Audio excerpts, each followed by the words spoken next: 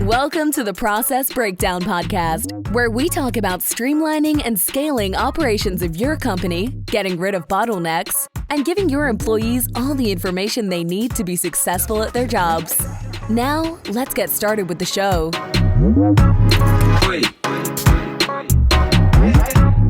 Hey everyone, John Corcoran here, host of the Process Breakdown Podcast, where we talk about streamlining and scaling operations of your company, getting rid of bottlenecks, and giving your staff everything they need to be successful at their job. A few of our past guests include David Allen of Getting Things Done and Michael Gerber of The E-Myth, and many more. And before we get into our guests, this episode is brought to you by Sweet Process.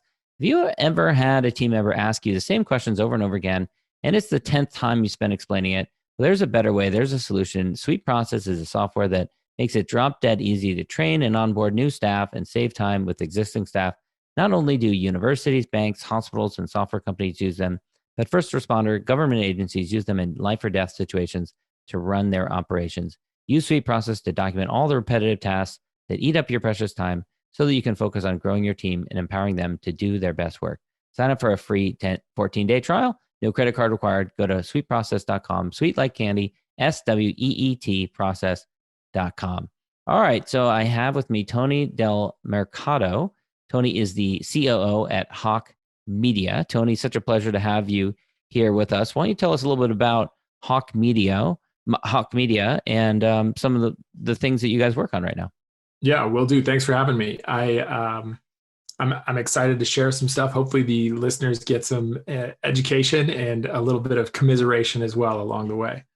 Hawke Media is positioned as an outsourced CMO and marketing team. Our mission is to make great marketing accessible to everyone. So we provide marketing services.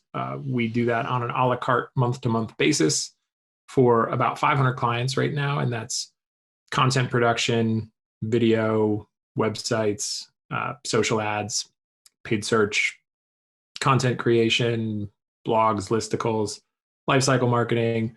Virtually anything that you can think of in the marketing stack is what we do.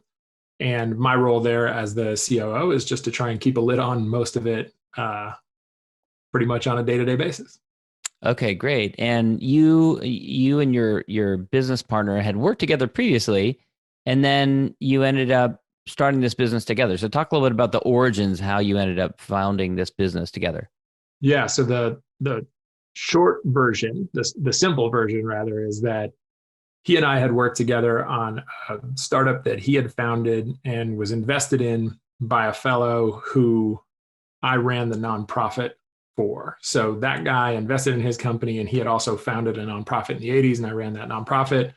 I decided that life wasn't necessarily for me. I wasn't finding it very rewarding. Prior to that, I had a bunch of other experiences. But then when I had met Eric through that business and through that mutual connection, over a period of time, it made sense for me to go over to the for-profit business that he had invested in that Eric was running. And over time, I ended up taking over that business and running that as the COO and turning it around and making some money.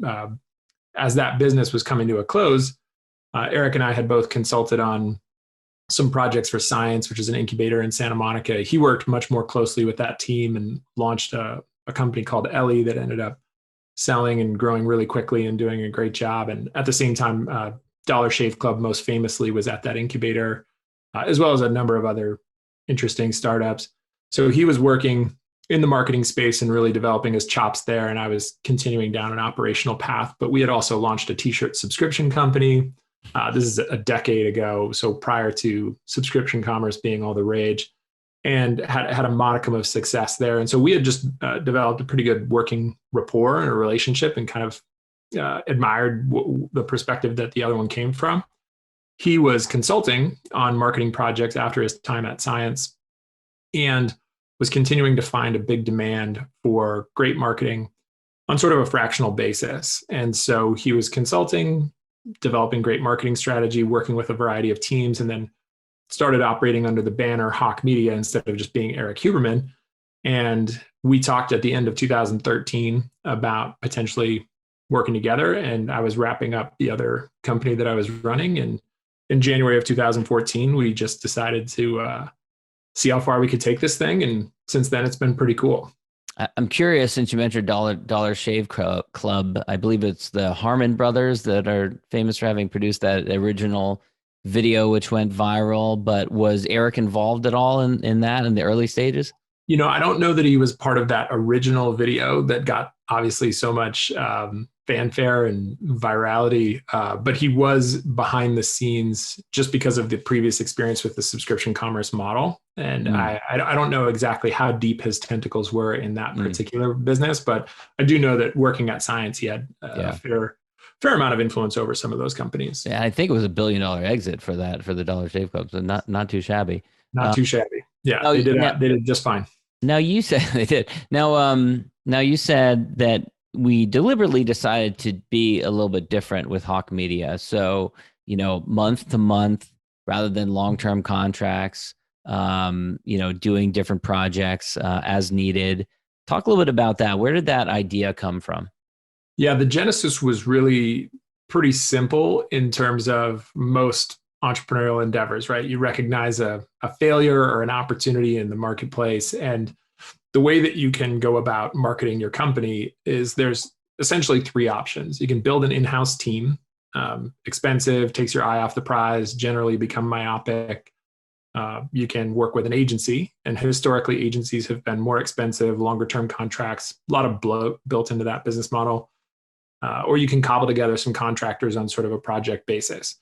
There's pros and cons to each of those, but nobody was really providing killer marketing resources at a high level on a month-to-month a la carte basis. So you could pick and choose what you needed.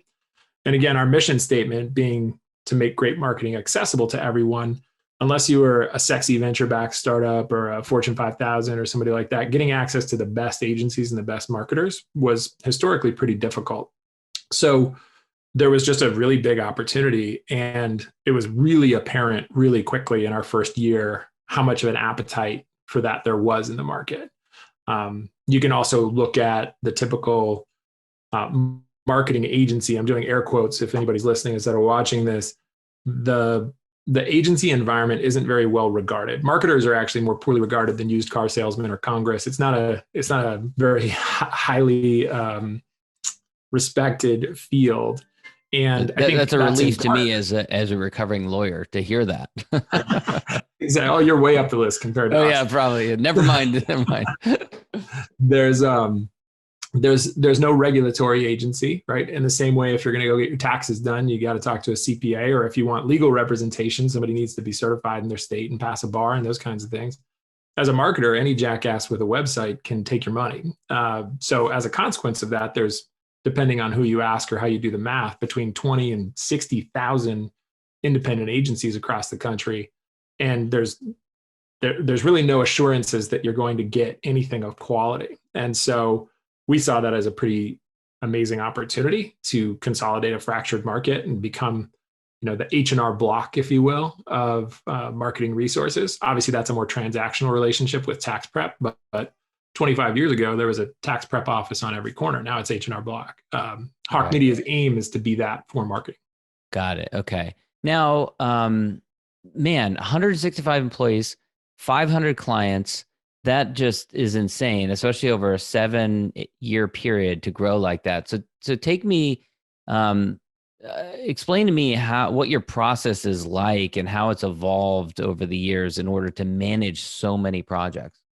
Yeah. So in the beginning, it was pretty simple insofar as that we had someone that was good at Facebook, someone that was good at email, someone that was good at paid search, someone that had some history with influencer marketing, and me. I was the first sort of strategist for the company, sitting as the outsourced CMO, or second, I guess, behind Eric, working with all these clients from a marketing perspective. So depending on what people wanted to use us for, if it was all of it, great. If it was one or two things, great. Sort of the Cheesecake Factory menu of services is what it's turned into now. But it was really easy. We got money from the client. We built out a business model that afforded us the ability to pay those people, pay for some marketing, pay for some sales, pay for a little bit of overhead, and pocket a little bit. And when I say a little bit, I mean a very small amount at the beginning. Mm-hmm.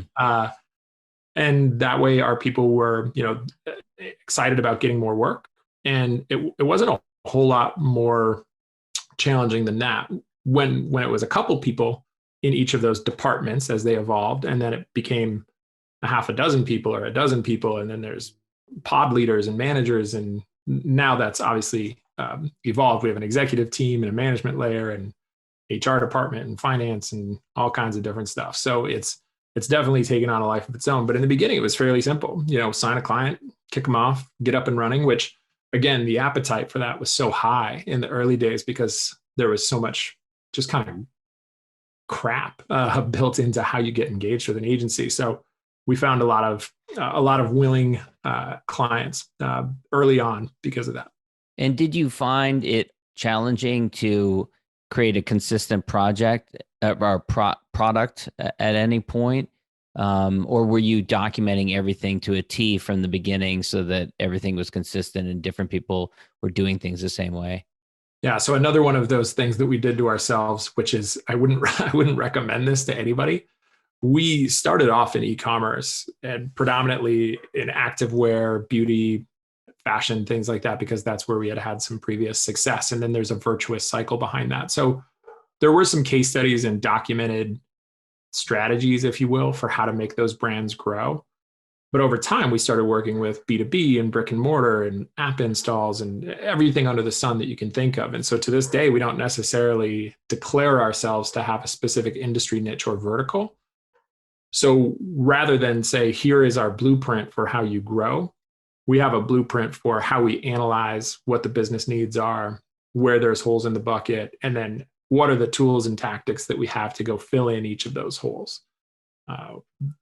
Eric and I describe them in slightly different ways, but it's the same thing. I talk about this hierarchy where much like Maslow's hierarchy of needs, at the base, you've got to have a website and a brand and a good product or service. And then you need a good mousetrap. And then you need the ability to attract new eyeballs and then create third-party validation. The way he describes it is in 3 pillars where it's awareness, nurturing, and trust.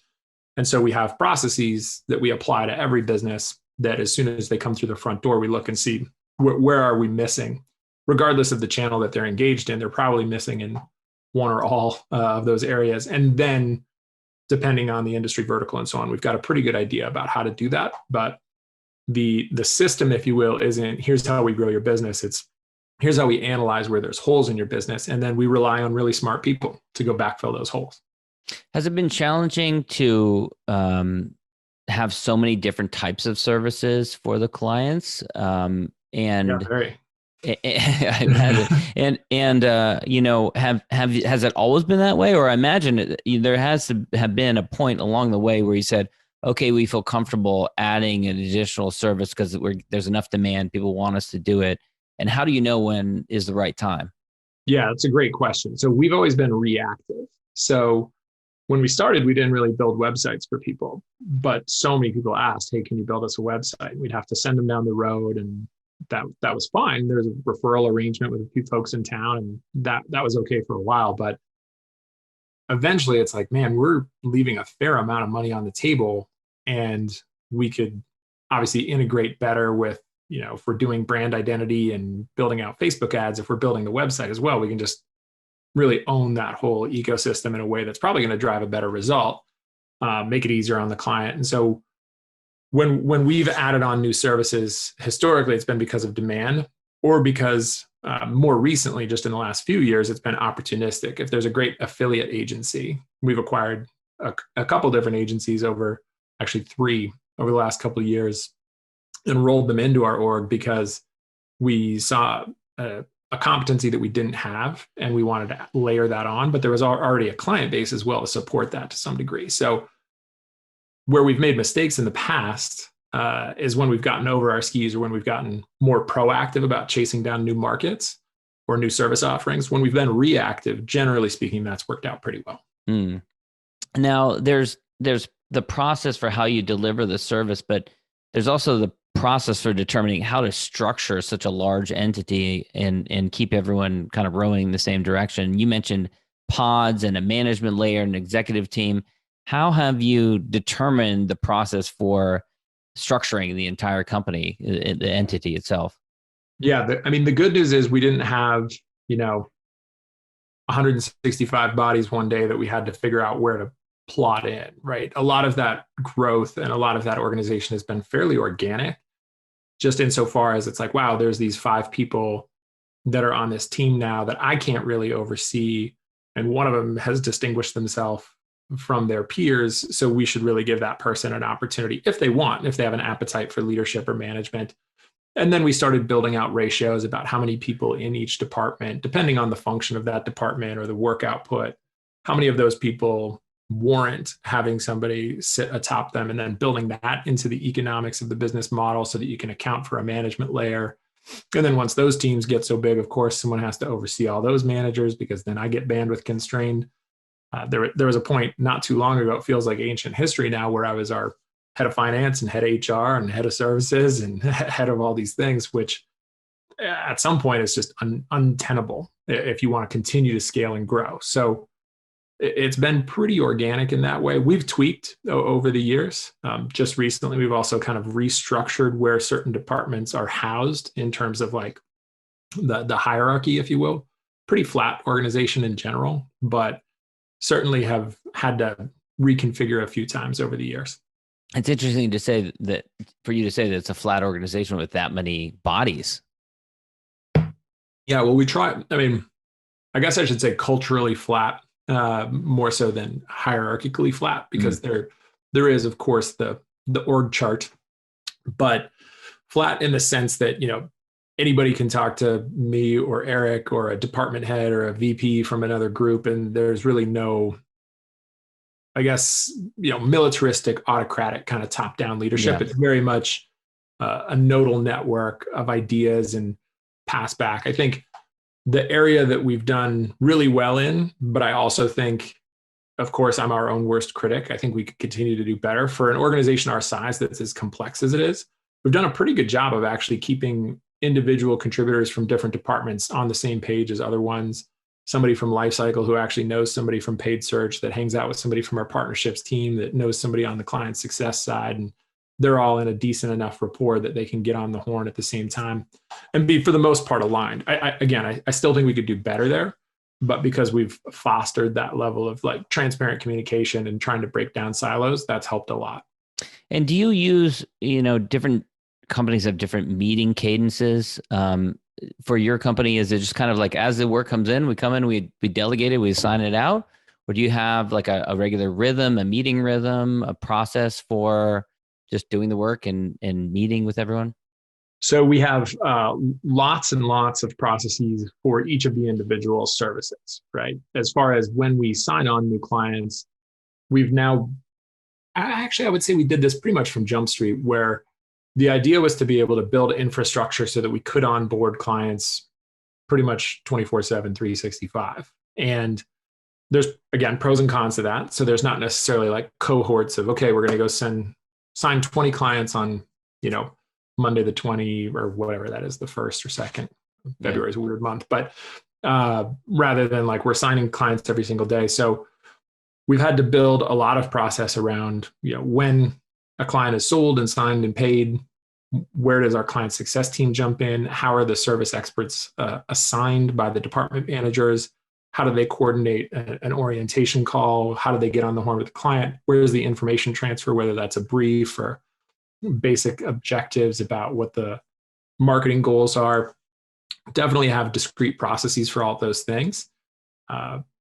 That has helped us to manage that, because it's constant. We're constantly adding new business. I think we've signed 3 or 4 clients today. Wow.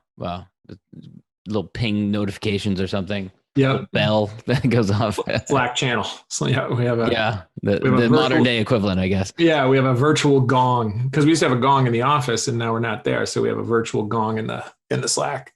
Oh, that's cool. Yeah. Well, Tony, this has been great. Anything else that anyone listening to this should know in terms of, you know, managing an entity of your size and keeping the process smoothly working? Yeah, I think making peace with the fact that you're going to mess up a lot of stuff, and it will almost never seem like it's working well until you take a step back or you look at where it was a year ago. for anybody that's fortunate enough to be in the position where your organization has grown to, 25, 50, 100 plus people, that number one is fantastic. Good on you. But also I don't want to call it imposter syndrome, because I don't suffer from that, but I do constantly nitpick at ways that things could get better. And I think that's why they're getting better.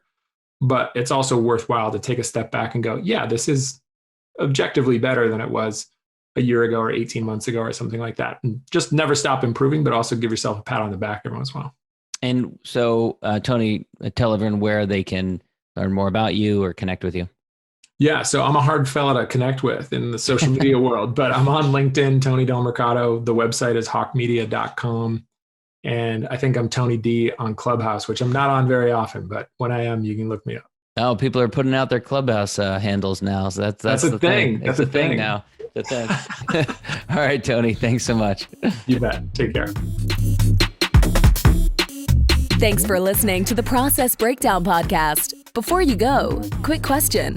Do you want a tool that makes it easy to document processes, procedures, and/or policies for your company so that your employees have all the information they need to be successful at their job? If yes, sign up for a free 14-day trial of Sweet Process. No credit card is required to sign up. Go to sweetprocess.com, sweet like candy, and process like process.com. Go now to sweetprocess.com and sign up for your risk-free 14-day trial. Hi, this is Owen, the CEO and co-founder here at Sweet Process. If you've enjoyed listening to this podcast interview, actually, you know what I want you to do? Go ahead and leave us a 5-star review on iTunes. That way we get more people aware of the good stuff that you get here on this podcast. Again, go on to iTunes and leave us a 5-star review. Looking forward to reading your review. Have a good day.